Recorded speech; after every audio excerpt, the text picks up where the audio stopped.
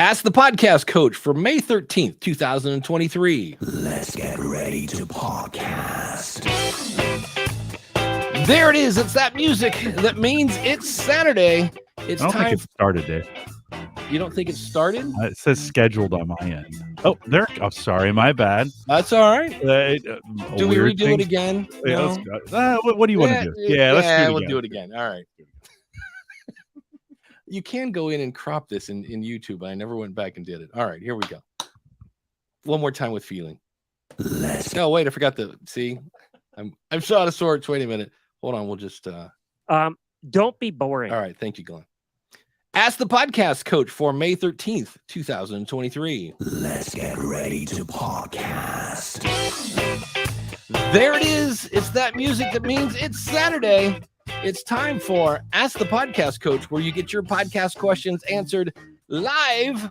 I'm Dave Jackson from the School of Podcasting.com, and joining me right over there is the one and only Jim Collison from theaverageguy.tv. And I keep putting the wrong, no, we're not starting over again. Theaverageguy.tv. Jim, how's it going? Happy Saturday morning to you. Had a little... StreamYard's been making some updates lately, and one of Dan and Gage's proponents of StreamYard, their pillars, as they said, one was stability, and I kind of wonder a little bit if, I'm not saying they're moving away from that, but it just seeing some weird things happen inside of StreamYard. This morning, you clicked live, you saw live, but I didn't see live, and so I had to say, hey, because it's kind of weird doing the show knowing you're not actually broadcasting out to anybody. So anyways, as soon as I said something, if it, like 10 seconds later, it clicked in. So if you're a StreamYard user, I think just watch what you're doing a little more carefully maybe than in the past. That, and when you have, Uncle Marv's banner still here, you might want to get rid of that. He was just on my show this week. Did a bang up job. Always good to have him on the show. What I'm dying to see is if I turn this off, okay. We have new things. We're both not sold on it.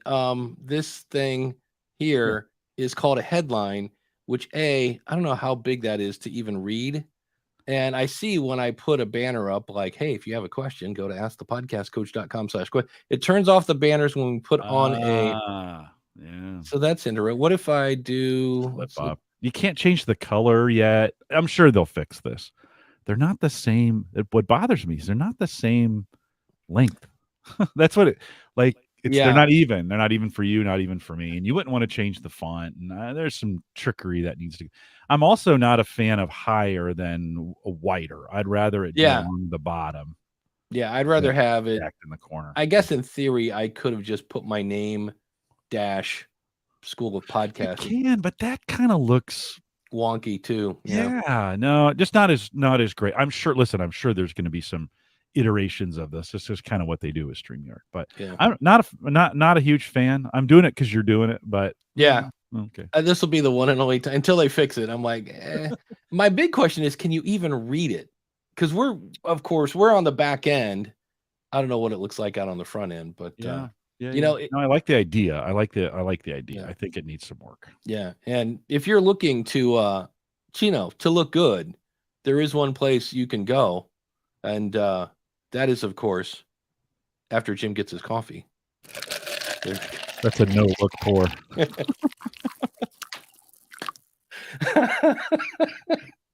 And that is Mark from podcastbranding.co. And here's the thing. I thought about this last night. Mark's been podcasting, I want to say 8 years. It's a long time. And that counts for something besides the fact that A, he is a podcaster, and B, he's an award-winning graphic artist. The man has seen a lot over the years in podcasting. Things have come and gone. And so he's got a great perspective on what works and what does not, whether that comes to your album artwork, whether it comes to your website or a lead magnet or whatever you want. Mark is going to sit down with you. First, he's going to go listen to your podcast. He's going to go look at your website. Then he's going to sit down with you and kind of go, okay, what are you looking to do?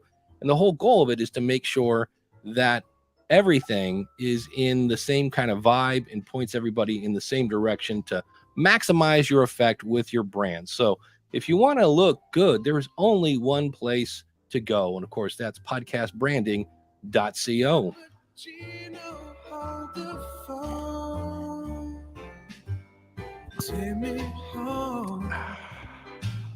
Always tasty coffee. Big thanks to our good friend Dan Lefebvre over there, based on a true story podcast.com. And we mentioned it last week. He's doing, I think, he said in the chat, a 4-part series from the Chernobyl series, and he's on part 3 this week.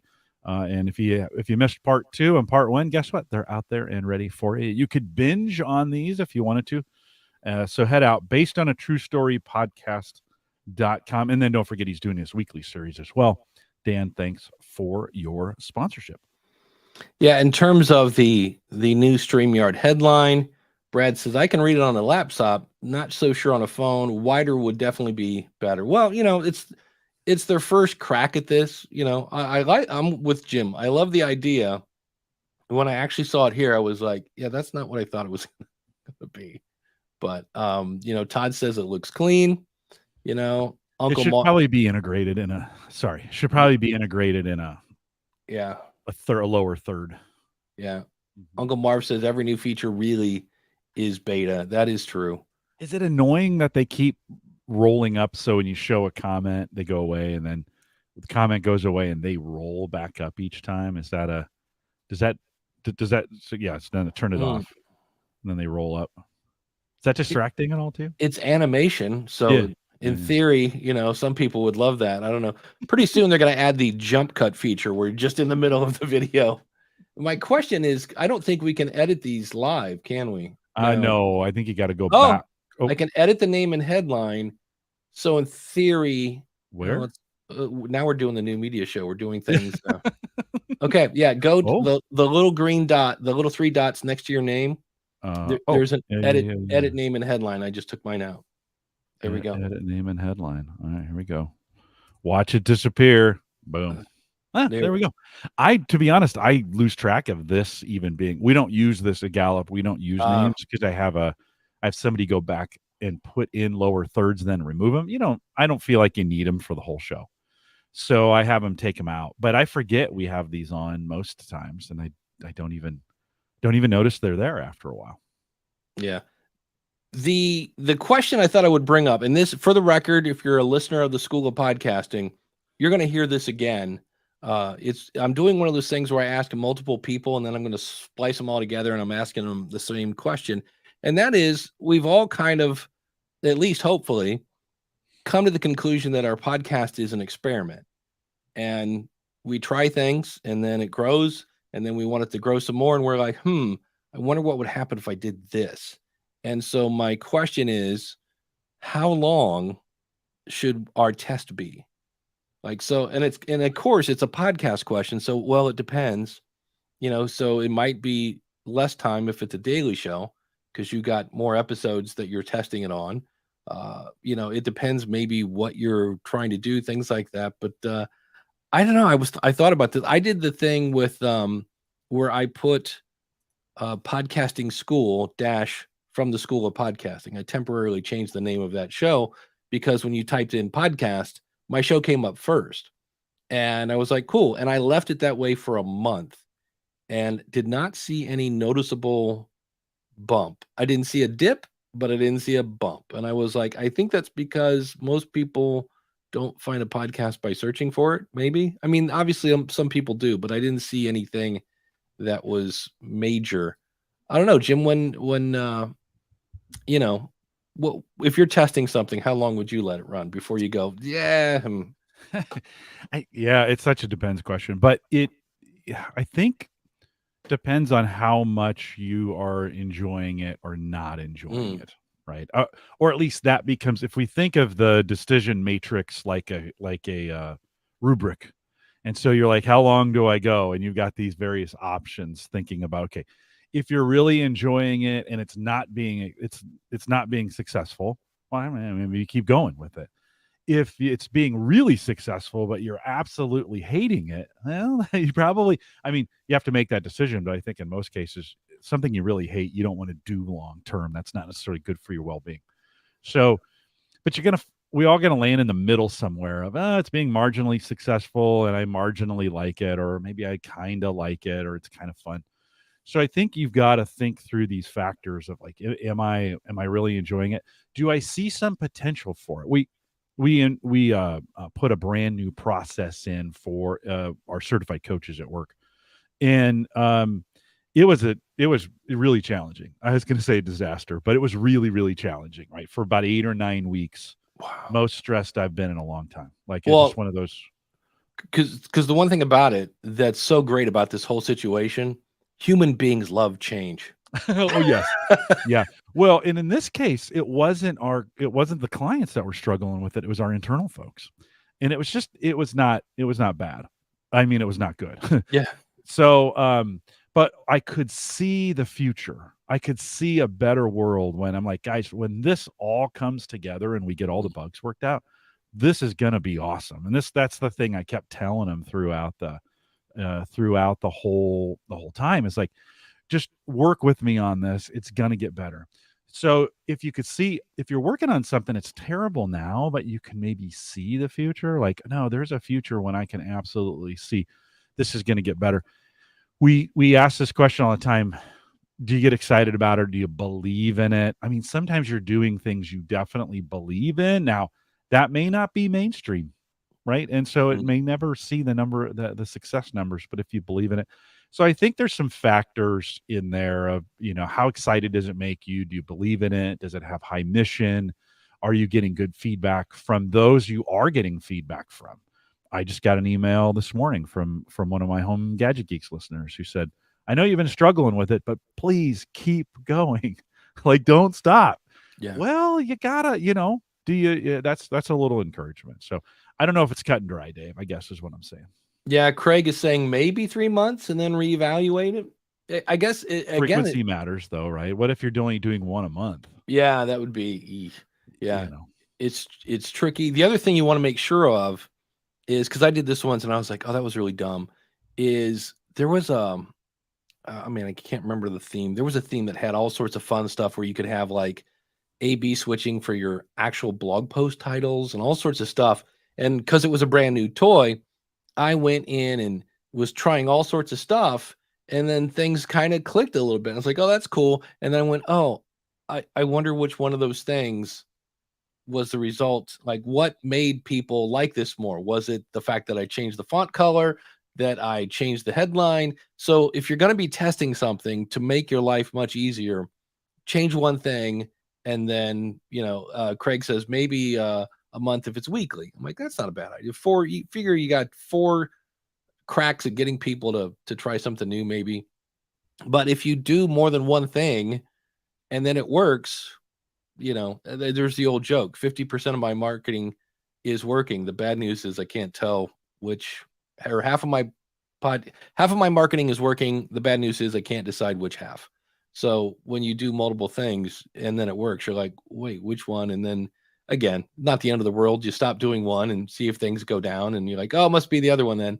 So just something to keep in mind. But it was just something I just know where, like what I did, I'm using a tool, and man, the more I use it, it's an AppSumo thing. So if you're addicted to AppSumo, you don't want to look at this because you will buy it. I did. Tanner Campbell, here's a name we haven't said in a while, told me about this, and he just said, dude, it like it'll do your laundry. It's called Switchy, and it is a tool. So if you ever hear me talk about supportthisShow.com, that is a URL that I applied to my Switchy account. And so if you go to supportthisShow.com/Switchy, you can basically track clicks. You can set Facebook pixels. You can make your own link tree. You can assign a QR code to a link. It's really, really cool. And I want to say it's $29, something like that. 39, I don't know, whatever it was. Whatever it is, it's worth it. It's a one-time fee. 39. Yeah, 39. So what I did on my first Buzzsprout ad, because I was playing with these, and the first ad was horrible. It just was horrible. And I had a ton of people that I had run it. And the thing was all about, you get to work with Dave Jackson. Look at my experience, blah, blah, blah. Okay, who cares, right? Second one is all about you and how you can benefit. And I'm going to, help you pick the right gear and save money by not buying the wrong gear. And it's all about you. So it's a much better ad. But again, AppSumo's like, here's like 40 shows that could be a match for you. And I think I ended up running it on somewhere between 10 and 15. And so consequently, that campaign lasted about a week because I think I got 5,000 downloads. Well, if you got 15 shows, that doesn't take long to gobble that up. So right now I'm running one. It's the same ad.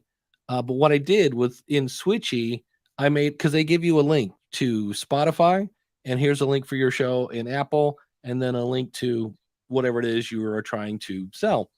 And so I put a Switchy link on all of those. And where before I wasn't sure if it was working or not, I've already seen where I've got like 3 clicks to Spotify, 1 click to Apple, and like 1 click to the School of Podcasting, which takes them over to my courses. So, and what I'm doing is right now, I've only got 2 shows that are running the ad, and I keep checking it every day because I don't want it to go above maybe 4 or 5, because that way the ad will be seen more to that same audience. And I think I'll end up, in theory, with a better kind of, return on that. Hopefully we'll see. But I always ask people when they join the School of Podcasting, that's one of my first questions. How did you find me? And usually it's, I found your podcast. In fact, I would say 80 to 90%. Oh, I somebody told me about your podcast and I came over and you seem to, know what you're doing. So they'll come along that way. So it'll be fun to watch. We got Jon on deck. Oh, there he is. You know why? Because he likes the shirt. I love the shirt. It's his shirt. Here you go. Look at this thing, man. It's spooky. Wow. It's scary. It's metal. That's a serious skull there. I will say one thing. Wash the shirt before you wear it, because I did not. And right now it's going to sand my nipples off. So it's a little rough. I needed a little tied, little downy, little snuggle, maybe action to it. But it's definitely a cool design. I was in Tennessee a couple months ago. Got to see Jon face to face. He was on the podcast review show a while back. And yeah, so what's going on, my man? First of all, welcome to Saturday morning. Things weren't synchronized. I had my coffee and good to see you. And that was great in Nashville. It's great to meet you face to face. And listeners, I do recommend that review the podcast segment that these guys do. Is a world of education, and it was a great time. Thanks, man. You're welcome. Hello, Jim. I enjoy your part of the show as well. You do a great Thanks. job. Appreciate it. I had a YouTube comment on our YouTube channel. One of the listeners mentioned that my microphone during a certain interview was fading in and out. And I noticed this on previous projects. Now, I use a Rodecaster board, the original, going through an EV27 mic. Nice setup. And I'm really concerned of why this would happen. Dave, I may have even mentioned this to you before, and I've consulted other audio people. I did edit down a quick 30-second video to illustrate it. I don't know if this is the platform to play it, but I'm dumbfounded. I don't know why it would happen. Are you noticing it now while I'm speaking? No. Are you moving at all in the video? Nothing more than maybe like this. I just noticed it. Yeah, there was a spot where we lost audio for a second, and then there was a spot where your video froze.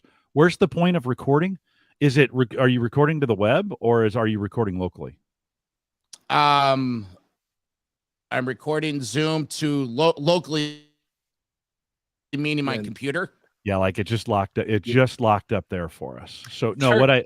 what I mean is when you hear these recordings, or when people are hearing these recordings, was the spot of it being recorded local, or is it being recorded somewhere on the web?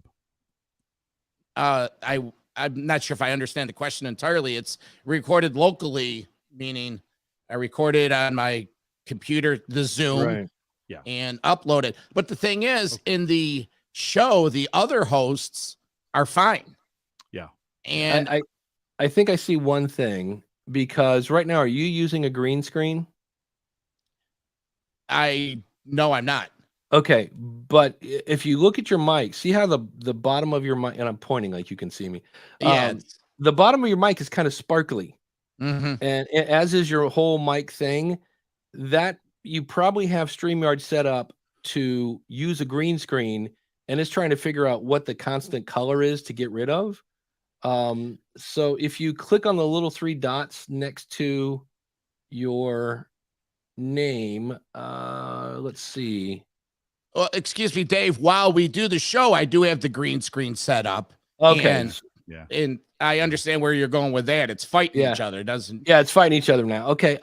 The only thing I could think of is if you have a noise gate. That was my initial reaction, was like, if you have a noise gate and all of a sudden you get comfortable and lean back, if you've got the noise gate set aggressively, it might start to cut you out a little bit. All right. I'm sitting there watching you, and I'm like, nah, he's spot on right on the mic. I'm like, so, but I could see, especially, I mean, I forget how long your show is. It's usually around an hour, right? A little less, depending, between half hour and 40 minutes. Okay. And I can just see sometimes we get comfortable, and then all of a sudden, you back away from the mic. John, what kind of computer do you have? Like, is it a Mac or PC? It's a PC, ASUS. Okay. How old is it? A year and a half. Okay. So it's fairly, because it looks like. Have you ever recorded and look at your CPU or GPU utilization? Windows has a task manager where you can bring that up and look and see where your CPU and GPU are when you're recording. It could be, like I see, it could be your PC's there's moments where it's getting overwhelmed and it's going full CPU, and then it can't record when it's at 100% or more CPU. And so it could be local to you. So you just might want to look. That'd be one thing to check.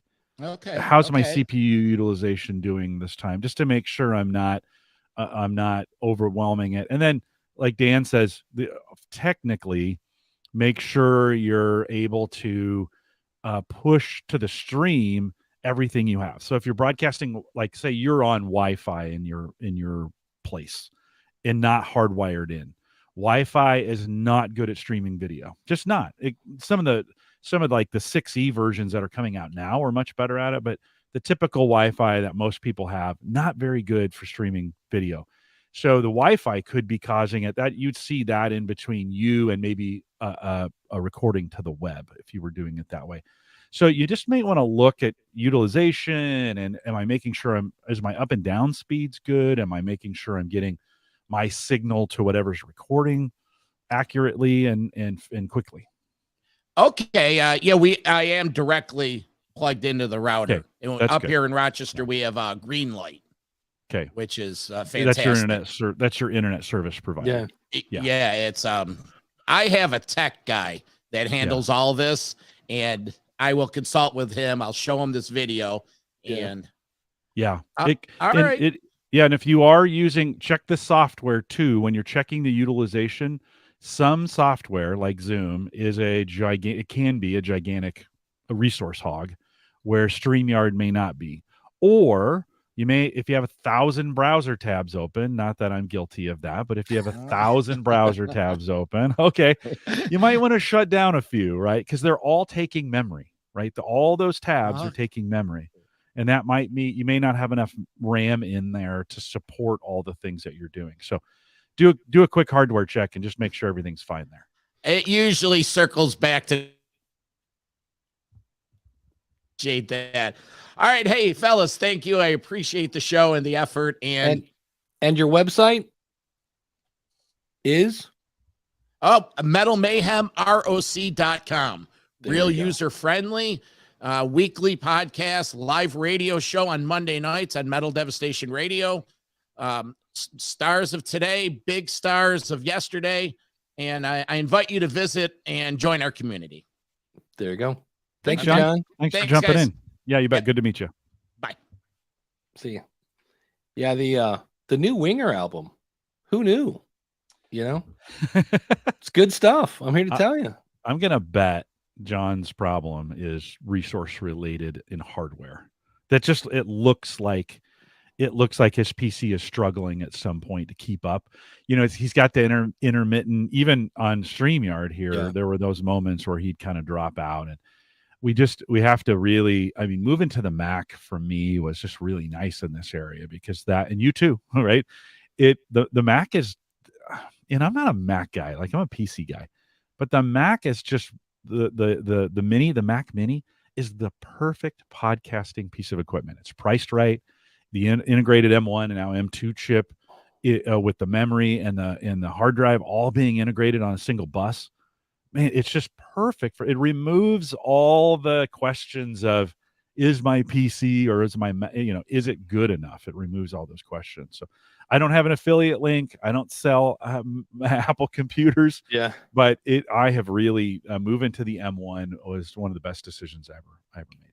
Yeah, it's not really fair because I'm comparing a computer that's probably 6 years old to my new Mac Mini, but I love the fact that on Hindenburg, on the PC, again, not a Hindenburg thing, it's a PC thing. But if I go above 2x and I'm trying to just listen quickly and, edit the low-hanging fruit, it will eventually, it was weird. It's like a record that gets stuck. And you can see the progress still going. You're like, wait, what's going on? So you have to stop and this and that.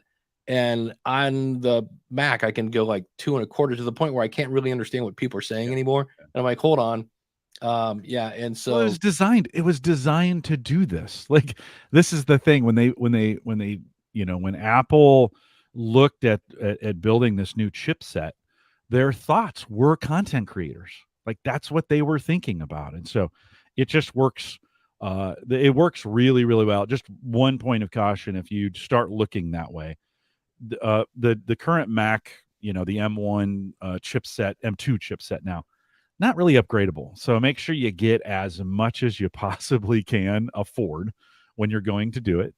Yeah, because you're not going to go in there. Us PC guys are like, oh no, I'm going to add more RAM. Nah, you're not going to add more RAM to this. You're not even going to add more internal hard drive space to it or swap out the chip. You're just not going to do that. It's all integrated in there. So get as much as you can as you do. But I can't. There are a few things I highly recommend, and that for podcasters has been just a world of it's made my podcasting life a lot better. Yeah, DR is asking me what on the Switchy thing, what level did I buy? I just went into my account and it looks like I bought 2 tiers at $35 each or $39 or something like that. So, but it's definitely worth it. You can set up folders. So like I set up a folder called Buzzsprout ads. And so I can categorize those links. So I can go right in there and see what's getting clicked on. It's actually the only thing I ever get worried about is the whole one-time fee on these products. That's really not a great business model for software. So I'm always kind of like, there are a few that I don't think I've lost any, but I remember for a while, there's a branding one now, like brand something, but mine was Brandy. Because every time I say that, I hear whatever the name of that song is from the 70s. You're fine, girl. Oh. And for a while, Brandy went offline. And like nobody could find Mr. Brandy. Like, hey, what happened to like the whole thing? And finally we reached out to AppSumo. We're like, hey, like we bought a lifetime deal to this thing. What happened? And then it came back online. But that's my always biggest worry is that yeah, exactly. Uncle says she's a fine girl. Oh, on the thing. Yeah. So yeah, so it's a fun tool if you want to track. It's just if you're doing anything and you want to go, is this working or not? It's really handy. I just went the extra mile and added a URL to it.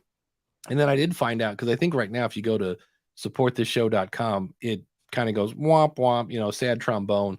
And I think there's something even in Switchy where I can set it up to go, oh, when somebody goes to the actual domain, ship them over here. So welcome to the AppSumo show. It's where we it's AppSumo works great. I think in this community that we podcast to, it's a great way to kind of get inexpensively started. That sentence didn't make sense, but you know what I mean. And in a way to get into something, the debate versus buying at lifetime, the lifetime both for you and for the software company that's making it, right? That's what that means. I'm with you, although there are folks who are adamantly against the annual or the monthly subscription costs to some of these things. So it's a good place to go. It certainly is, I think, one of the better places to go to get software. Yeah. Because you don't know, like sometimes you go to get it and you're like, is this actually real? Like, is this gonna download a virus to my computer? By the way, that still happens. So, the other thing that's cool is if you buy something and it's not good, that 30-day money back guarantee is dead on. I had before I bought Brandy, there was another one. Or actually, when Brandy went out of business temporarily, some other guy came in. It was like, hey, for you guys that can't find Brandy, here's my thing. And it was definitely made more for an agency. It was not what I use it for. If you go to schoolofpodcasting.com/presskit, you'll see there's all my logos, my bios, my social, all the stuff that people ask for. And so if somebody goes, hey, can you send me a headshot? I just go schoolofpodcasting.com/presskit, which points at my Brandy website. And it works. So, but so I bought this Brandy wannabe, and I was like, this is not what I wanted. And I went back and said, hey, how do I do the money back guarantee? And they're like, oh, click this thing, fill out a form, and my money was back in my account quickly. So there we go. DR says, I kind of don't pay attention to the lifetime word. If I get my $39 worth, I'm good. That's a good way to look at it too. Speaking of money, and then we're going to get to Cindy's question. Not speaking of money, speaking of software, I was somehow I know they have a beta out of Hindenburg 2, but I actually went to do the thing, and buy it. And it turns out it's not available yet. I was like all weekend last weekend, I was like, all right, it's Hindenburg weekend. And then I finally emailed them like, guys, I see in your support system, it's like when you log in, you will see an upgrade option, which is cool that they've got the documentation ready. But I believe the software is ready. It's the licensing and all that other stuff of the upgrading thing is what they're working on right now. But they said it'll be available very soon. So if you're looking for Hindenburg 2, it's not quite there yet. So anyway, so that's that. And Cindy has a great question from LinkedIn. So glad I'm streaming to LinkedIn. Where would you recommend to host besides Riverside, and what is the downside of Riverside? And she's new to podcasting, so welcome to the podcasting pool. It's a lot of fun. It's well, here's the thing. Riverside is one of those things that the people that use it either love it. So we think of some people that loved it. Anyway, and then people that hate it. Like, I'm not a big fan. I've tried it a couple times, and that's usually from the guest side. I know Dr. Brad Miller, who was asked a couple questions here on the show, he had it for a year. He goes, I hated it, but I know other people that are the direct opposite. So I think maybe the downside, but I keep hearing, I've had a lot of people say, you need to go back and look at Riverside. I'm like, okay, maybe I need to do that. I'm a big fan of Squadcast because I told those guys, I said, hey, when they started, I'm like, keep it simple because it's the guest. The guest is the problem. It's not the podcaster, it's the guest. And make it easy to log in. And then they've all kind of upped their game. I loved it when it was like, hey, you get separate tracks and it's easy to get a mixed tracks of the audio. My brain hurts when I think about Riverside and getting separate tracks. So like, here's your Jim audio, here's your Jim video, here's your Dave audio. Here, that makes me, that's where I'm like, and that's where I go hire an editor and go, here you go. I don't know, Jim, what do you usually use? Well, we use StreamYard to record everything, and I'm a super easiest kind of guy. I like whatever's super easiest. So I don't get separate tracks. I get them all in one. I'll use Auphonic if I need to fix the audio. We don't do a lot of video edits. It's a little different at work because they download it at work. They download it and then put it into Premiere and do some magic stuff to it there. For me personally, just for home gadget geeks and such, I don't. The advantage to Riverside, though, I feel like it was a podcast recording piece of software that was developed by an engineer. Then they tried to put on, because at the time, StreamYard was coming out and some other Squadcast and some of those others. So there was this arms race of who could get the most features. And I feel like Riverside tried to do broadcasting or tried to say, yeah, we can broadcast too. But the complication of doing all that recording and broadcasting or streaming meant that streaming kind of came last. And the last time you and I were on Riverside, now we haven't tested this in a while, it wasn't the best streaming experience, where StreamYard comes at it from streaming first. Then they've added in all of now they have multi-track. Now you can do some, there's other things you can do with it. So I think it just depends on your priority. I think if your priority is recording and you're not going to do a lot of live streaming, I think Riverside's fine for that. It's got some really cool features and some things you can do. If you're going to broadcast with it as well, okay. I don't know. Yeah. I haven't seen it in a while, but it didn't work the last time we did it. Yeah. Kyle says Squadcast. Somebody had a question about, Craig, are you happy with StreamYard's audio for a podcast? Do they compress it? I leave it. There's certainly something going on. I don't know. Yeah. To be honest, I don't know. There's something going on behind the scenes for some ducking that happens, and you can turn that off and go stereo mode. There's two options. You can let them manage it or not manage it. Certainly, if you're broadcasting to YouTube is compressing it when it hits over there. So if you broadcast in StreamYard and you go to YouTube and you download the YouTube instance, the audio is a little different than when you get it directly from StreamYard. Video too, in some cases. So there's some trickery going on at YouTube.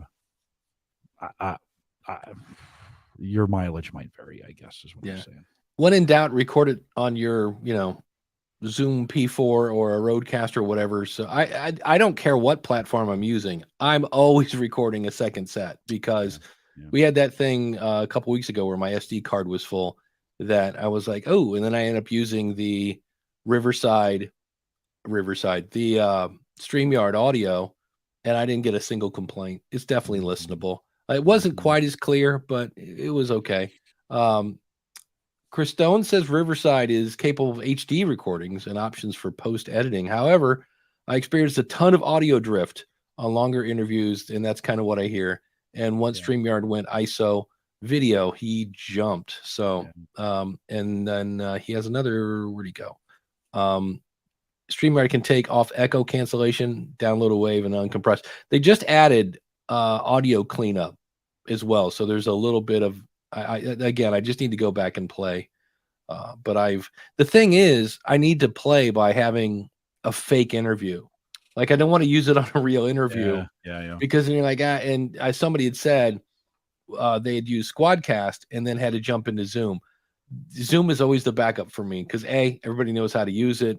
But I don't know if I've ever had to jump into Zoom from Squadcast, but I have on the guy from Riverside, when it first came out, gave me a nice demo, and then I used it, and and again, this is not fair, because this was like at this point years ago. A while ago, yeah. Yeah, but there was a weird delay. Like, I'd ask a question, and I'd just see my guest just sitting there doing nothing, and then all of a sudden he'd start answering, and then he would sit there and kind of like, why isn't Dave asking me a question? Because there was a weird, so that wasn't fair. But I mean, many of these platforms had issues when they first started off. Dan says, I love Squadcast for audio. When I switched to video, I noticed some sync drift, so he switched to Zencaster. Yeah, I've never used Squadcast video things. So, and I think it's I don't know that one is better than the other. I'm like, hey, pick one. If it works, keep using it. If it doesn't, try one of the other three. And yeah, if it works for your workflow, I think that's the key. Is everybody has a little bit of a different way, or they want to, the end result might be the same for us, but how we get there may be different. And so you've just got to I think you got to work through all of them to say which one works the best for me, based on my equipment and my location and the way I interview guests and what I expect to get back from my host provider on these. That's a big deal. Some people don't need all those things back. I don't care. Yeah. Kyle Bondo says the problem isn't the tool, it's the education of the guest who thinks Zoom video is the standard. This is the Blue Yeti argument all over again. Blue and Zoom have great marketing. Yeah, they do. Yeah, and it really is. I forget who I was talking to, and they were talking about their guests, and they didn't do this and that. And I didn't want to be mean, but I'm like, well, did you give them any kind of expectation sheet? Like, we expect you to have headphones on or earbuds or something. And please be in a room that's not, doesn't have 50 kids and 5 dogs and, a 15-foot ceiling, and the whole thing is made out of glass. That would not be good. Yeah, and we actually, it's funny, we live in a world now. These earbuds used to be so common. You could say to people, Yeah. "Hey, you have a set of earbuds," and they panic. They're like, "Oh, no, I left my earpods or whatever." I Yeah. think that's what they call them. And I'm like, no, just your wired. No, they don't give those. They used to give those away as part of every phone, right? And Yeah. so I had 50 of them hanging around here, but now they don't. And getting someone to put on a headset, I'm like, okay, so do you have a headset with a mic? And they just see panic in their eyes, like that's going to mess up my hair. I mean, I just spent an hour doing my hair, and so it I feel like we're backsliding a little bit with the quality during the pandemic. Podcast, it got easier. People got microphones. They were using earbuds. It seemed like it was better. As we're moving each month, I'm noticing we're backsliding a little bit more with our guests. And I'll say, do you have a pair of earbuds? I mean, don't you ever listen to something privately? And that's just not. Nobody's doing this anymore, Dave. Nobody has wired Headphones. earbuds or headphones anymore. We're just, I don't know. It's crazy. They just look at me and no, I don't have any. I'm like, really? Yeah. I've got 16 pairs, but it's just a different. I think we're living in a different world. I wonder how that will play out. I thought the pandemic was going to bring headsets and mics to everybody, but it didn't. It just did. And then those that did get them have put them back in the drawers, and they're jumping on, they're jumping on these calls with these puck mics or using their whatever mics. Yeah. And I'll say, are we using the microphone on your laptop? And they're like, yeah. Does it sound okay? And I'm like, no, it sounds terrible. Has anybody ever told you it sound? No one's told me. Yeah, they don't. Yeah. They won't, right? They just, because for work, you just put up with whatever that the person gives you. So yeah, I do feel like we're backsliding a little bit. And I think that's too bad.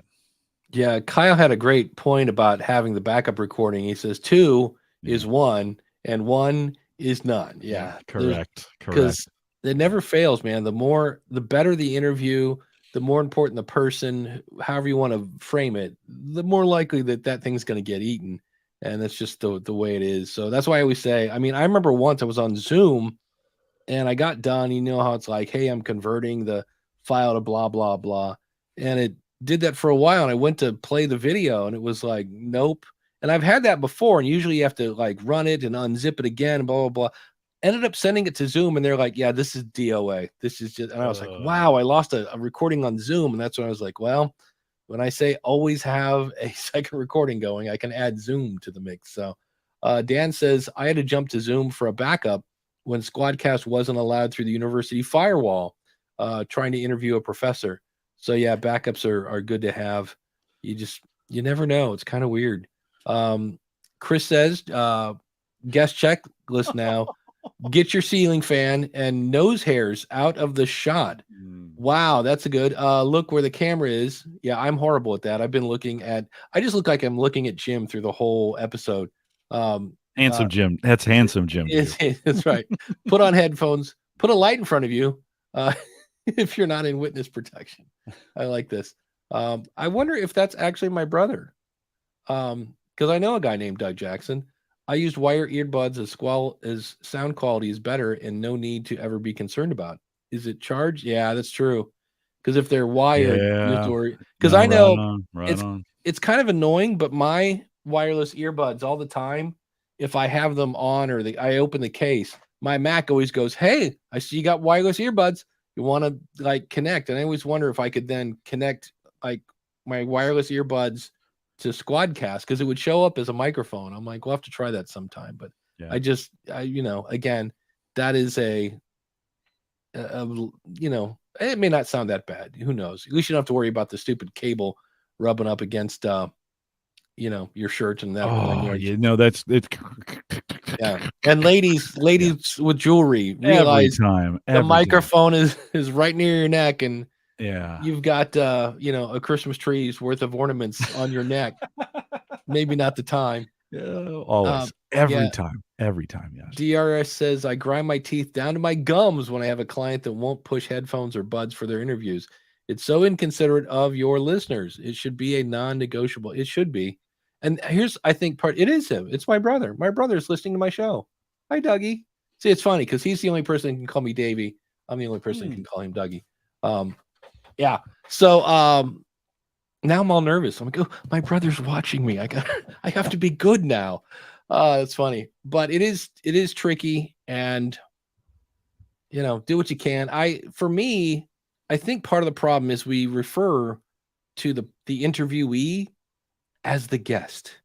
And if a guest comes in, you're supposed to be polite because, well, they're your guest and you might want them to come back. But if a guest came into your house and pooped on the sofa, I don't think you'd be going, oh, please, can you get the, recliner while you're at it? You go, hey, that's not acceptable. Like, I'll be kind and, considerate, but you're not allowed to poop on the sofa. That's not good. The pre-call is the key on this, and we still are doing those on a pretty regular basis. And I just did one. I have one we're doing in Brazil on next Wednesday, and so Friday we did a pre-call with them, and she came in and her lighting was great.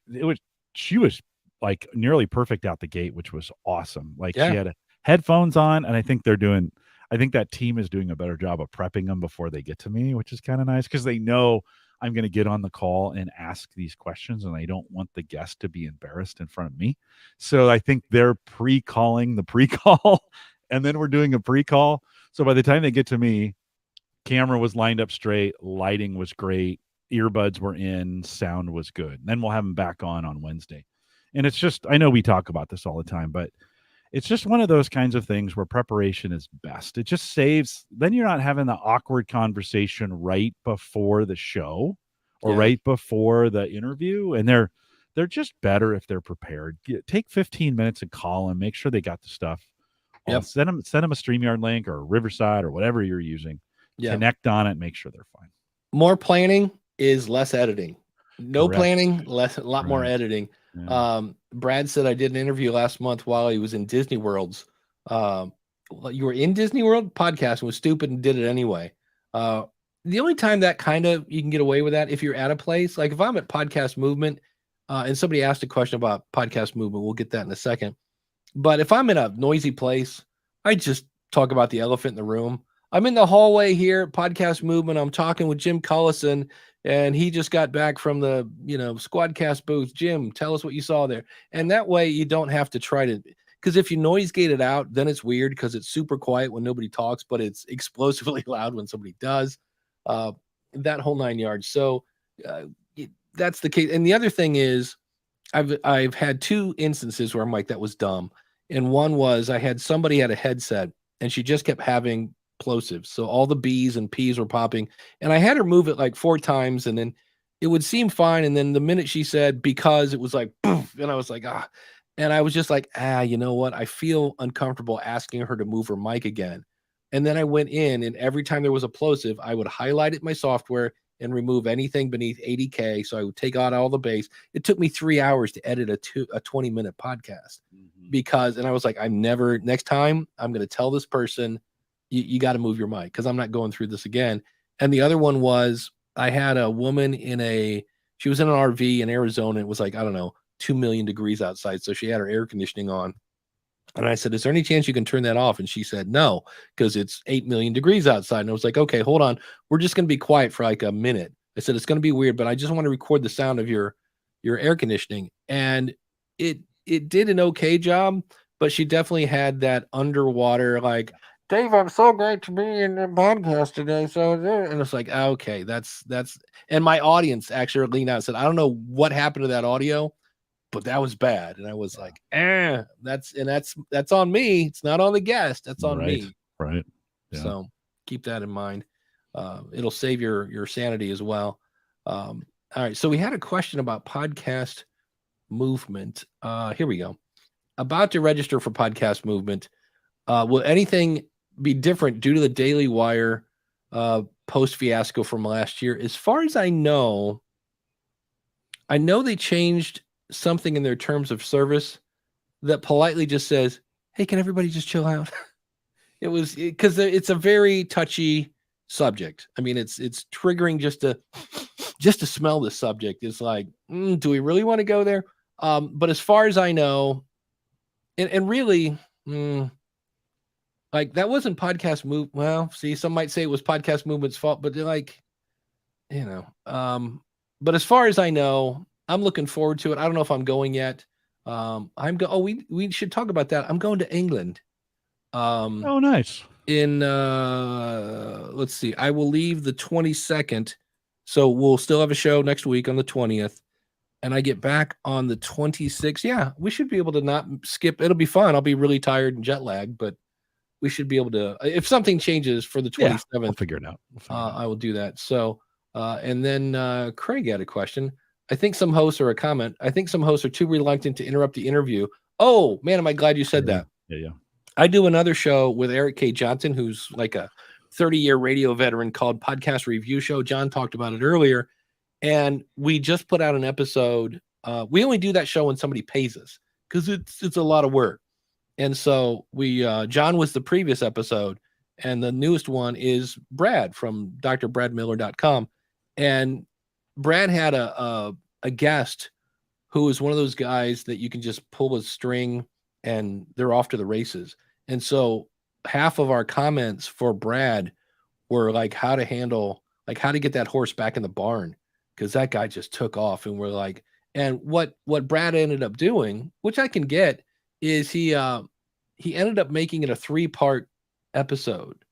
And really the good part of this person's story was in episode 2. And I'm like, and we just talked to different ways you could have summarized the story instead of, because this guy has a decent story. He just gives you every detail that you need. Back in 96 and it was 47 degrees outside and 37% humidity. I was like, wait, we don't need that. We don't need that much detail. And so podcastreviewshow.com is one where, and there are things you can do if you have somebody that won't shut up. One is like, hey, Jim, hold on a second. I want to ask you, we'll get back to that. Before you move on, I want to ask you about this one thing. So you politely interrupt them and explain that, oh, you caught my attention. There's that. Somebody did, I was on with Deidre from Cap Show, and she had asked me something about like, who is this for, or something like that. And we both were having a good conversation, but we had drifted like way off the question. And she said, oh, that's a really good point, especially when we're talking about who this is for. And I was like, oh, I see what you did there. And I immediately said, oh yeah, we're way off the topic. So that's another way you can just say, wow, Jim, that's amazing. Getting back to podcasting, what about such and so? It's just a polite way of like, hey, you know what? We're over here talking about toy trains. Getting back to podcasting, what is your, it's a way to do that. Yeah. You might even think about allowing some space for those edits in that. So there's maybe this long conversation and you want to say, well, getting back to podcasting, but put some air in there. So when you go to edit and then watch the tone of your voice so that it doesn't sound like you've cut it, because you might go in and cut that out, including the part of getting back to podcasting. The listeners don't need to know that you brought the guest back around. Make an edit, bring them back in, but phrase the question in a way, both with your voice and cadence, tone and cadence. Yeah. So it makes it sound like you've naturally asked that question. And I might look at you, Dave, and say, all right, let's bring this back to podcasting. Dave, what do you think is you can hear, like, I could have made an edit in there and made that sound like that was just the next natural question when I removed my part of let's get back to podcasting. So you can do that as well. You've just got to be really intentional about your tone, because there's nothing harder in editing audio than changing the tone of your voice. Oh yeah. Right. Knowing like, oh no, that tone does not match where we are in the interview at all, or match the point in the question. And so, yeah, you can do, like, this is where Descript is a little bit of a problem. Yeah, you can edit the audio or you can edit the transcript, but if you didn't get the tone right, it could sound very, very awkward. I had a show a couple weeks ago that I thought was episode 877, and it was 878, and I said 877 3 times. And that was the hardest part. It's like, just go to schoolofpodcasting.com/877. And it's like, no, that doesn't. It's like, yeah, no, tone matters. Yeah. Yeah. That doesn't work at all. We'll hit this question, then we're going to thank our awesome supporters, and later Jim will be getting his nerd on. Brad, talking again about podcast movement, has increasingly become more focused on the big shots and less valuable for any.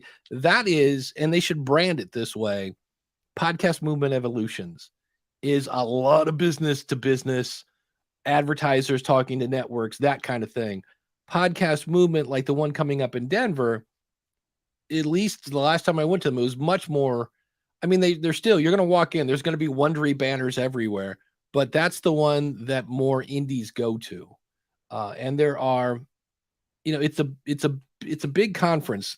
Any conference you go to, bring good shoes, bring some chapstick and some gum or breath mints, and then you have to get out of your comfort zone and talk to new people.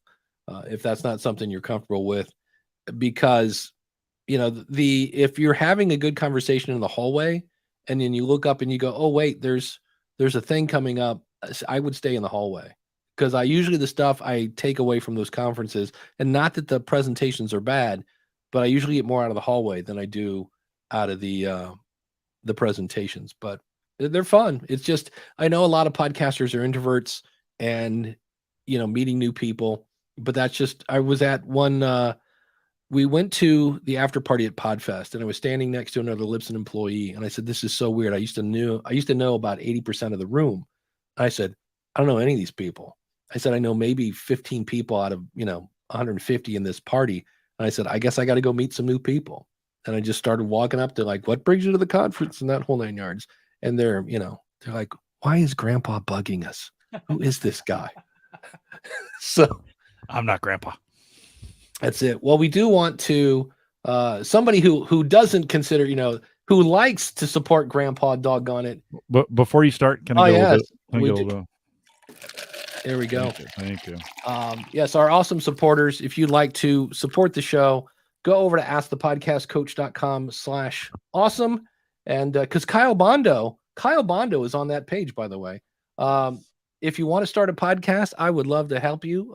At the School of Podcasting, you've got courses, you've got coaching, you've got community, and yes, it's not a typo, unlimited one-on-one coaching.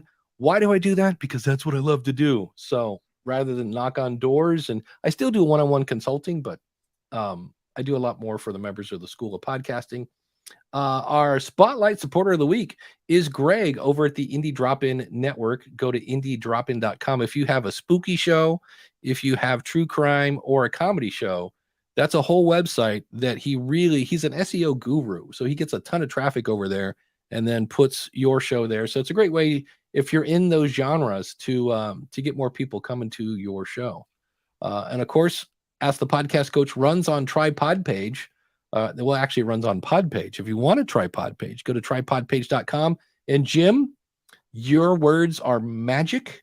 Remember last week we were talking about how we do Ask the Podcast Coach, and I said, I update these links in Podpage, and I was scrolling, and you go, is there a search somewhere? And I go, actually, there isn't. I need to talk to Brandon. Never talk to Brandon. Poof. There we go. There's a search. So Nice. That's the one thing I really like about Brendan. If it's a good idea and it's going to really, because he said, look, I do one thing. I make websites for podcasters, and he adds tools that they need. But like, I know somebody asked, like, can I build an email list? And you can collect emails, but he's not the place where you send the email. He's like, nope, I do one thing. I do websites. Like, have fun with, MailChimp and all that other stuff. He goes, I can collect email addresses for you, and you can embed your MailChimp or whatever form into Podpage. But he's a really good guy. So check it out again, tripodpage.com. If you need more Jim Collison, go over to theaverageguy.tv, check out Home Gadget Geeks. And we're on the journey to 100. This is a new thing, because right now we're at, like, I think 32 actually patrons. So we're on the road to 100. I heard this on Jen Briney's on a show called We're Not Wrong. And when they talk about their patron, they're like, all right, we're on the road to whatever it was. So we're on the journey to 100. If you'd like to be on that journey with us, there are bonus things. You get invited to bonus kind of meetups and things like that. Occasionally I'll throw some bonus content in there. askthepodcastcoach.com/awesome. And it's also just a fun way to say, hey, thanks for doing the show. We should do something for 100, you and I. We should talk. We should think about, like, when we get there, what What will we do? We should do something. The hokey pokey and turn yourself around. I mean, I do that most days, but it is, it's what it's all about. So, but anyway. And now, oh, he's been waiting for this. It's time for Jim to get his nerd on. That's my favorite part. when the kids say yay. Well, for most people, a power outage is a disaster, or it's one of those things where you groan. Well, I've spent the last 4 years. Some of you have heard this before. I spent the last 3 or 4 years kind of preparing. Here in Nebraska, we get severe weather from time to time, or winter storm, or a tornado of sort, or I think sometimes just the power goes out. And so Wednesday, I think it was Wednesday, we lost power. It was gone, and the power goes down. Now I have a 5,000 watt generator that I purchased back at the beginning of the pandemic. I've kind of wired the house to be able to, it's a portable generator. It's not one of those whole house things, but I've wired up the house so a single plug can come in, and then I can run things inside the house. And I'm kind of geeked out about it, Dave. It's like now when we lose power, so my first thought is like, yes, I get to pull the generator out, right? I know that's weird. But no, it's not. It's like the guy with the snowblower. They're like, yes, a blizzard. The phone books are here. So anyway, so the power goes down, and you have to have this conversation of lights go off, and I look at Sarah, and I'm like, well, do I pull the generator out? I mean, because you don't know if it's going to come back on right away. Oftentimes it comes back on. Sometimes it didn't. I waited a good 5 minutes. Okay, it's not coming back on. I checked the app. We have a power app that I checked the app, and big outage area. Okay, time to start bringing some things out. So got the generator out, plugged it into the house, started running the cords that I need to the various places, and I've got it all kind of set up. But one of the areas that I'm not very efficient in is my desk area down here. I have 4, 5, 6 computers down here, and they all run into UPSs. So I have 2 uninterruptible power sources. That battery backups is basically what they are, and they all run into 2. So everything goes into 2 UPSs. They're not very good UPSs. They're the cheaper, they're $100 or $200. Ones you get at Staples or a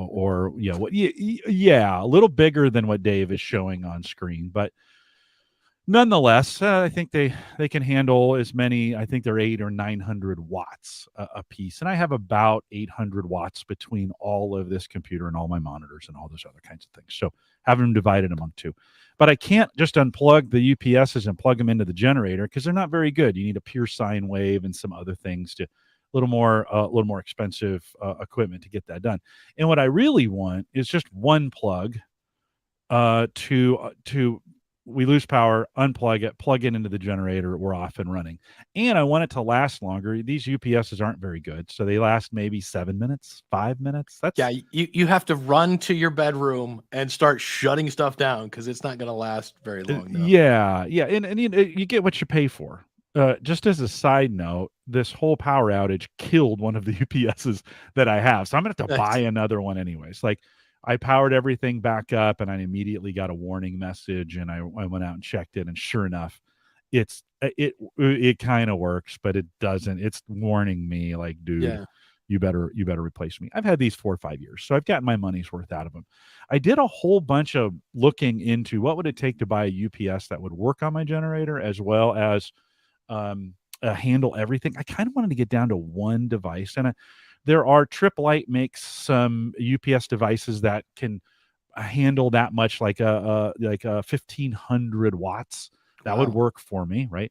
Again, but those batteries they're lead acid batteries. They're not as good as some of the technologies we have out there now. And so I started looking at, maybe some of you have been doing this as well.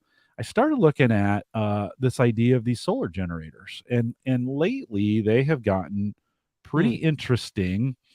In the technologies that they have, the batteries, the newest batteries that I have, will handle up to 3,000 cycles. In other words, drain it down, bring it up, drain it down, bring it up.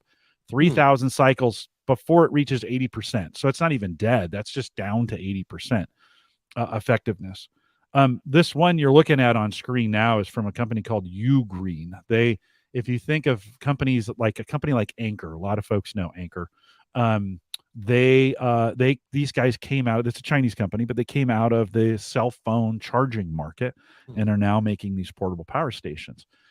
There's a bunch Jackery's in this market. There's a bunch of these kind of coming, these portable power stations. But one of the cool things that's coming in the last couple of years is you can also use them as a UPS. And as we're looking at the one I just purchased, the 1200 model here, has a light on it, which is kind of perfect. If the power goes off, it's dark. Usually you can push a button, light comes on, it'll light up the area. This one will handle up to 1200 watts, which is probably it'll support 2/3 of what I need, which is great. So instead of, when we have a power outage now, instead of me having to run to the computers to shut them down, this will last for what I'm going to plug into it between a half an hour and an hour. So it gives me a lot of time to set it up. It will handle and charge off the generator, which is super awesome.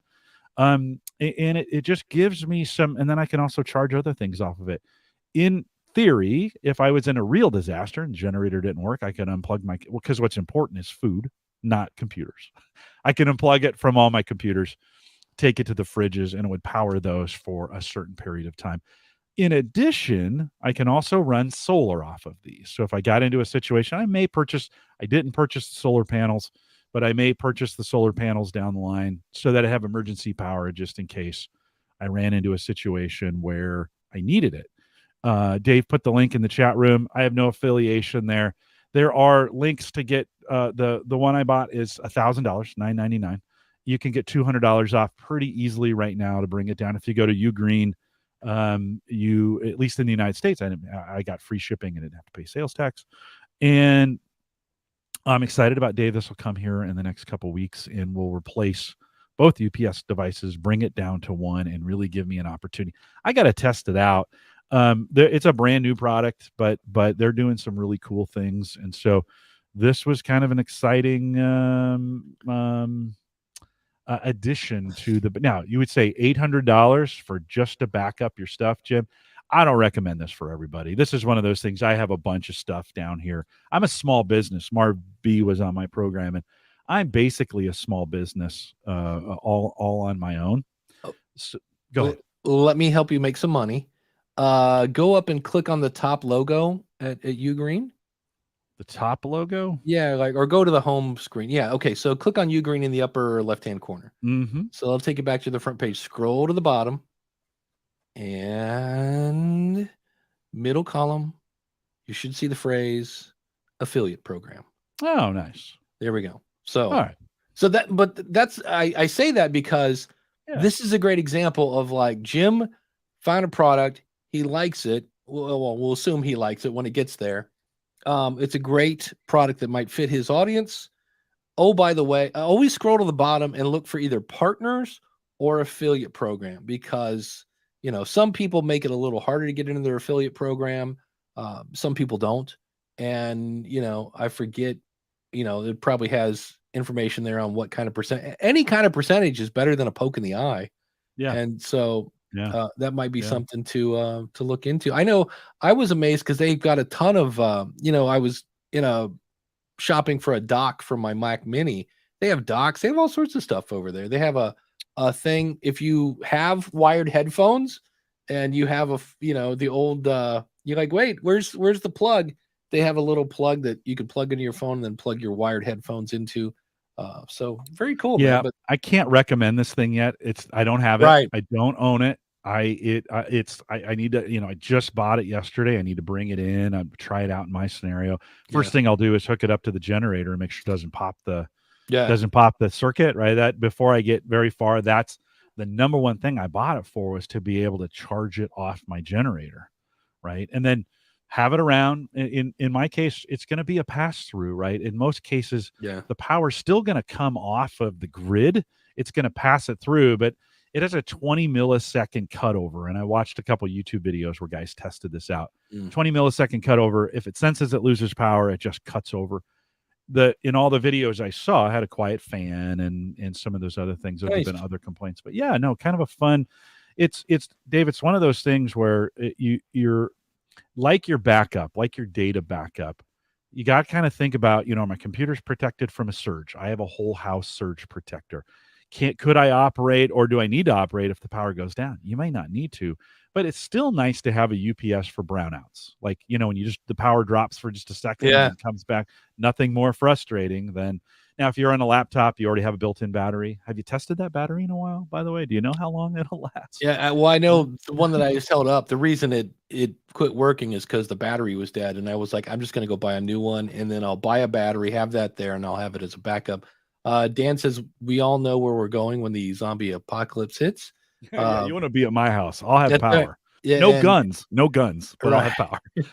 We're all I shouldn't have said that. We're all going to Lincoln, Nebraska. Bring cans and ammo. There we go. Craig is bringing the peanuts, so it's we're all set to go now. So I remember once you podcasted from your barn, shed. Yeah, from the shed. Yeah, that's all wired up too now. It's still an extension cord, but because if I brought wiring out to it, I'd have to get a what do they call that when you get extension cord? No. You have to go to the county and hey, what do they call that? Building permit. There we go. Yeah. I have to get a permit. I don't really want to. It's just easier to get a cord, plug it in when I need it, when I know. So yeah, it's I'm always, for me, that makes me feel good knowing that in a power outage, we have them from time to time, or in a power surge, knowing that, that those things happen too, or in a dip in power, a squirrel gets between two conductors and the power goes down for just a second. So knowing I don't have to, thanks Uncle Marv on the permit, it's nice knowing that I'm covered. For some people, that's not such a big deal. That makes me feel good, right? So you do you, but that makes me feel good. All right. Well, here's a question I've seen a bit popping up in different groups. And it's kind of about the Apple charts, but Apple Analytics and charts is, hello, can someone point me to a post or information about Apple Podcasts and Apple Analytics? Podbean says we've done our best download numbers, published Thursday, 3 a.m. UK time. And yet Apple Podcast Analytics is showing a small fraction of what Podbean says. I've checked with Podbean, and they said the issue is not on their side, and Apple support responded, I have to wait 72 hours for the data to come through. So I'm confused. How do the Apple Podcast charts work? We're going to come back to that one. As up till now, the last 10 weeks, the last 10 weekly episodes, we have always moved up the chart slightly once we release an episode, and not, my mouse has gone really weird, and not actually downward. So there's something here that, because I had somebody else ask me about this, like, hey, they were on Captivate. They're like, the numbers don't match Apple.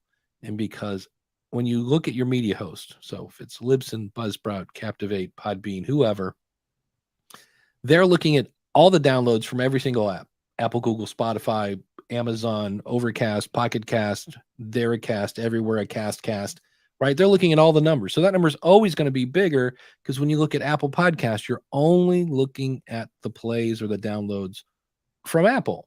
So all the 70% of Europe that's using an Android, not going to be in the Apple Podcast thing.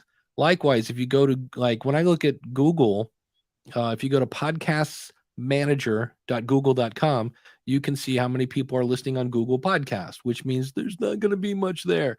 So I see people get that confused. They think, oh, when I look, this is Apple's versions of my stats. And it's like, no, it's Apple's version of your stats of your audience that listens on Apple. So go with your media host, whatever it is. That's the one you want to go by. And then what I use Apple Podcasts for is, I love the fact that they can show you how far people listen and when they tuned out. You can also get that in Spotify, podcasters.spotify.com. And you used to be able to kind of get it in Google, where you can actually see how far people listen. And that is a stat that you may not, like, be careful what you wish for, because you go in, you're like, wait, people tuned out 40% of the way through the show? Yes, they did.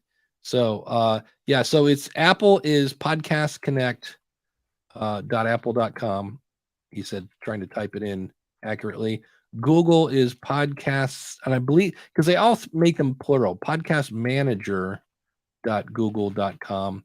And then I think Spotify is podcasters.spotify.com. So those are three. And Spotify will also show you your audience's favorite artist, which showed me that I have a very wide range because it was The Weeknd and Blake, what's his name from The Voice? Shelton. Blake Shelton, yeah. And I was like, that's two people. So that's it. So that's a question I've been seeing more and more. Here is, let's see. This is an interesting one. And this is another one. I've seen two people ask this week. I'm looking for a platform to host a ticketed live stream with multiple remote participants. I hope this is the right place to. Oh, he's in a group. I host a podcast related to a niche topic in my career. It's been going well, getting great feedback from other professionals and pretty consistently growing with downloads. I've been wanting to do a panel style episode for some time now and plan to do one in a few months. I currently record with remote guests on Zencaster. So here's that whole discussion again. But I've been tossing around the idea of making it a live panel that includes Q&A. I would also like to be able to pay the speakers that I have, even if it's a modest amount, to show my appreciation. So I've considered making it a ticketed event as well. So any ideas, Jim? Well, I think Hopin, who owns StreamYard, would be they're in this space. Webinar.net is also in this space. I mean, you could do this on things like Zoom or StreamYard, or you could do it that way, anything that broadcasts.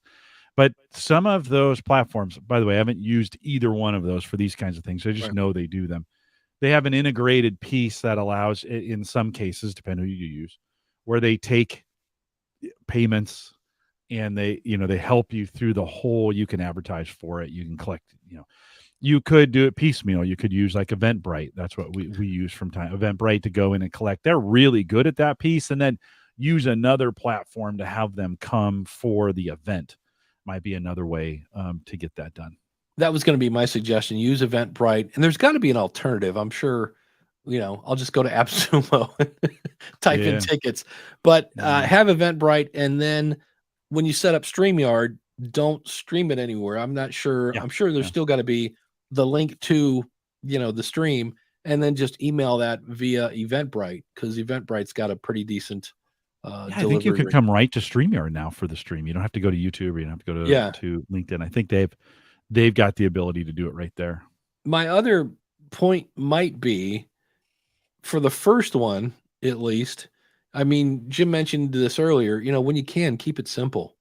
So maybe try just doing a webinar with people that want to participate for free and go that route. And then, because it's a different beast. Live especially is a different beast. And then if that goes good, then okay, let's throw in ticketing now for the next one, blah blah blah. But the worst part about all of that is the support. So you're like, you get 100 people, maybe 200 even. Then I can't connect. People they get in a panic. I never got an email. I don't know where to go. And you're focusing on trying to have great content and your guests, and you're not able to do support at the same time. So if you're going to do an event like that, make sure you've contracted somebody, or you've got a friend or something who's helping people get connected. Because I guarantee you there will be people who, for whatever reason, can't figure it out. And you're like, guys, this is so simple. It's click the link. It's literally one click, or it's on YouTube. I don't know how to get there. I can't even tie my shoes. And you're like, well, okay. So just, having somebody help you in that is probably worth your time, because you can't do both. You cannot be starting this thing still supporting people trying to connect, right? And they will rattle your cage trying to find you, because they paid for it. Right. They want to be there. Right. And can I give another hint of advice? This drives me nuts. Like, I went to all webinars start 5 minutes late. They're like, it starts at noon. They all start at 12:05. And I'm like, well, I have this thing. I've been doing it since, I don't know, I was probably in kindergarten, that when I need to be someplace on time, I figure out how much time is it going to take me to get there. And then I leave at that time. So I show up on time. And I'm not like a time, like, I'm not going to go crazy on that, but I hate the fact that it's like, and then my biggest pet peeve, I'm like, okay, I get it. You're going to let people have life, and, we're going to show up 5 minutes. And spend 5 minutes going, oh my gosh, Tennessee in the house, everybody. Woo! Please edit that out of the replay. That drives me nuts. When I click play and I get to watch the 30-second countdown, I'm like, really? So said the guy who didn't edit out the 3 starts of last week's episode, but I will eventually. I'll get to that. Well, Davey, also, I always tell my guests we start 30 minutes early for everything. Now, not broadcasting, but I want everybody who's going to be on the program there in early 30 minutes. Home Gadget Geeks is 15, but I know those are podcasters, so I know we're going to be okay. So for general guests, half an hour. And I tell them all the time, we sit around for about 15 or 20 minutes, just chatting and talking. And, I heard, and what I said is I always tell them, if I start 15 minutes early, I have 25 minutes worth of problems. But when I start 30 minutes early, I have 0 minutes worth of problems. Yeah. And I'd much rather have the 0 minutes and everybody's relaxed and maybe even a little bored. It calms them down. They get in, they kind of get into a rhythm. We get to talk about some casual things. Don't do the show. Don't practice the show in those 30 minutes. Resist that urge. Some guests want to then just vomit everything they know on you during that time. And you're like, no, save it for the show. But it's a weird principle. 15 minutes early causes 25 minutes worth of problems. But starting 30 minutes early is always 0. And then if you do have problems, you've got plenty of time to fix it. Yeah. I've done thousands of these. It's worked every single time. So, yeah, we, when I do webinars for Libsyn, we always meet the day before, and I forget what the problem was, but there was something in the last one where we use Crowdcast and something with my computers and the camera, something. And they're like, well, that's why we do this the day before, so. And Uncle Marv says with StreamYard, you can actually embed it on your website, which is true. I don't think they have the chat embeddable yet. I know I saw a video where they explained this, though. They had their own chat. That'd be awesome. That would be great. Yeah. But so I'm a big StreamYard fan. I know there are other tools out there and things like that, but this is a case where if you take care of your customer, like when I start Saturday, I'm not thinking, oh, I hope StreamYard works today. It works, So, in fact, I'm super surprised when it doesn't. We had an issue a couple Thursdays ago, and there were some weird things going on, and we couldn't explain it. The only thing I could explain was it was StreamYard, something going on with their AWS instance or instances, and it was super surprising. I was like, oh, I haven't had that in a long time. So, yeah, it's worked out pretty well. We'll wrap up with this one. I haven't had this one in a while, and that is, where'd it go? Here we go. Nope, that's not it. Here we go. I'm struggling to find benchmarks. I'm struggling to get an idea of what's normal or bad in our stats. Example, our Spotify listener to follower ratio is about 35%. I feel like that's good. Is it? The idea that 1/3 of the people who listen to us say, hey, I'd like to hear more of this, that sounds great. The third quartile listener retention can be between 55% and 80%. Again, good or bad. 55% feels bad, but that's occasional, not so great episodes. And it's also lower since we added ads. That's a novel idea. We're just shy of 2,500 followers on Spotify.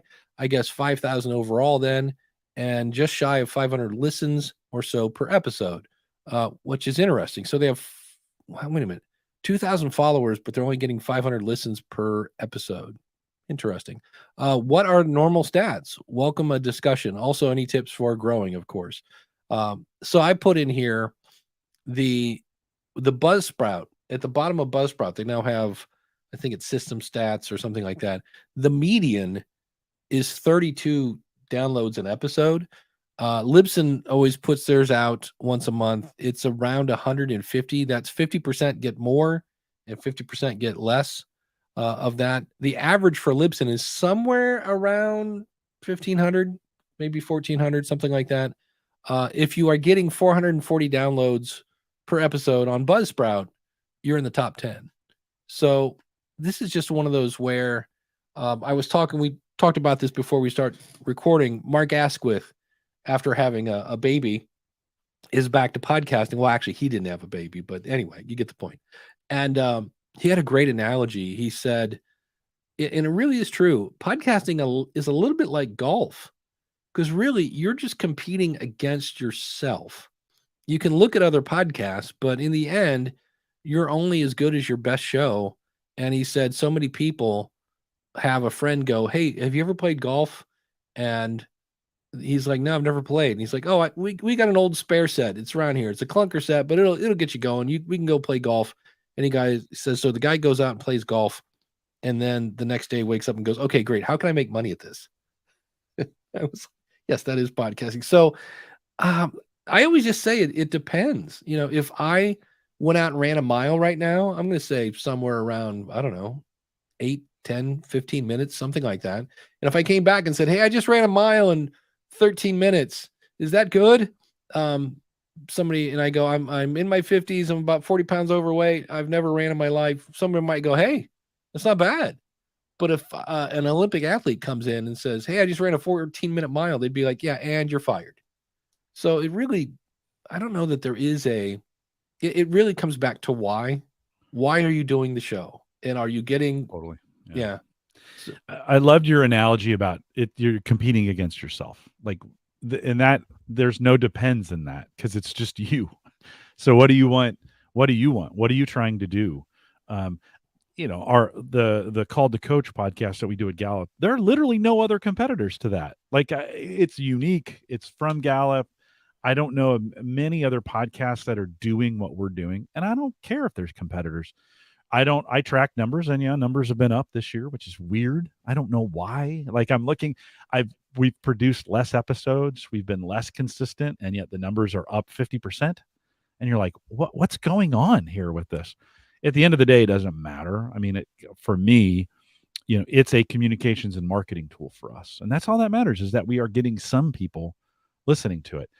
I do track the numbers, but I track them in relation to, what did I do last year? What am I trying to do? What are the things that are happening here? So I think, and Uncle Mar says less is more.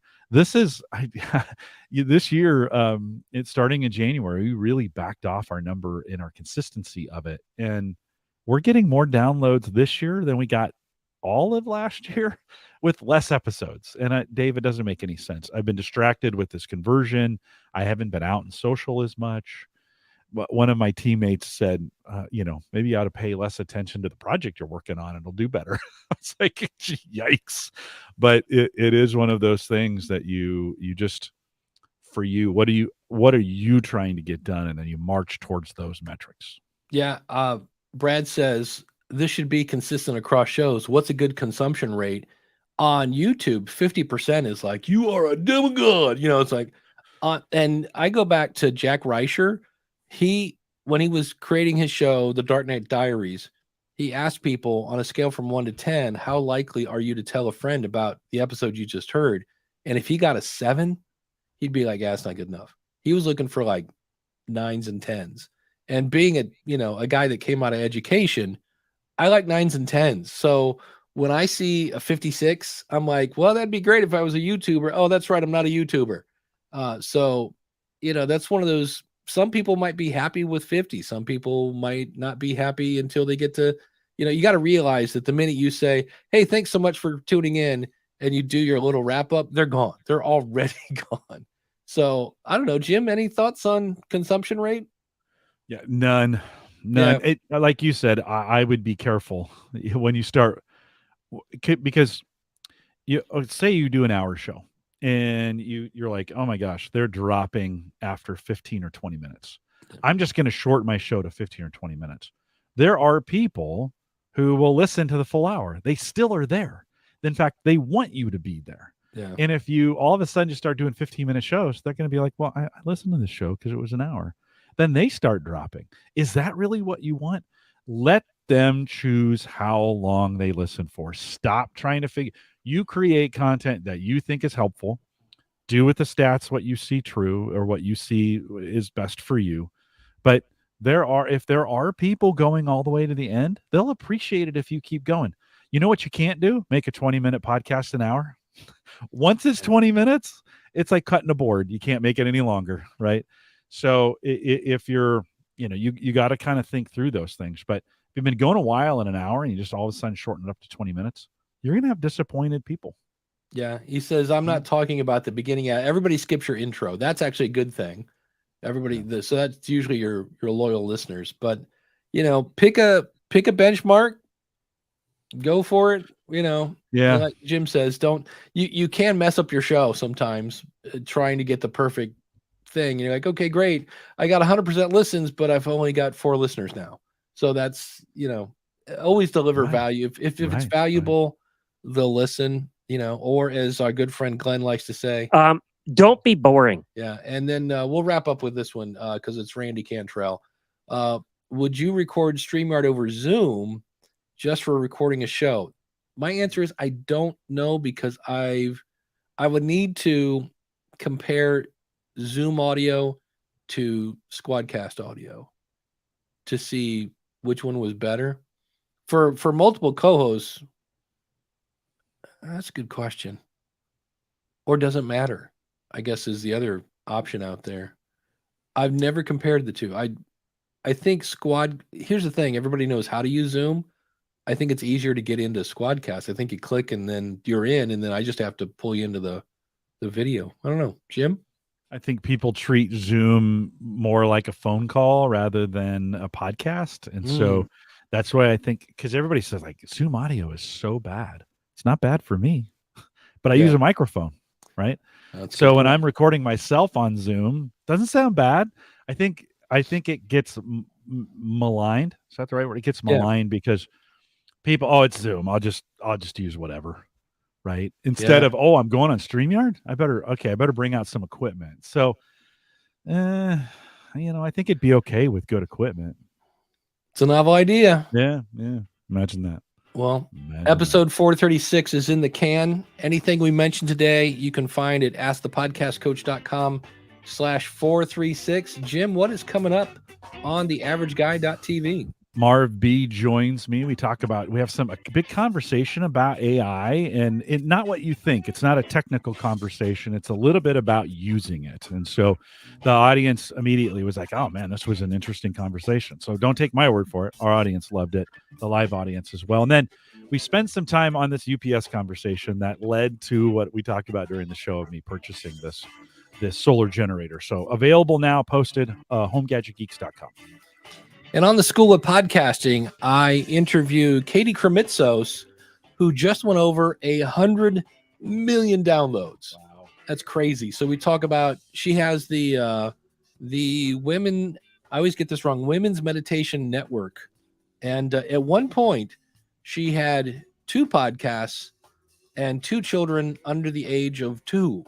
One was a baby and one was like 1.5 years old, and she was doing 2 podcasts. And I go, how do you do that? That seems impossible. So that is coming up on the School of Podcasting. Some really interesting insights on that I was like, I was kind of bummed. I mean, I understand, but she's like going on TV and stuff now. It's great. But I wanted to dive a little more into some of the stuff in terms of like, okay, the good news is you have 100 million downloads. What's the downside of that? And because there are, it's like you said earlier, if you have a super popular show, it might be so overwhelming, it strips the fun out of it. So, that's coming up on the School of Podcasting.com. Thanks to all the people in the chat room, Mark at podcastbranding.co and Dan at based on a true story podcast.com. We'll see you later.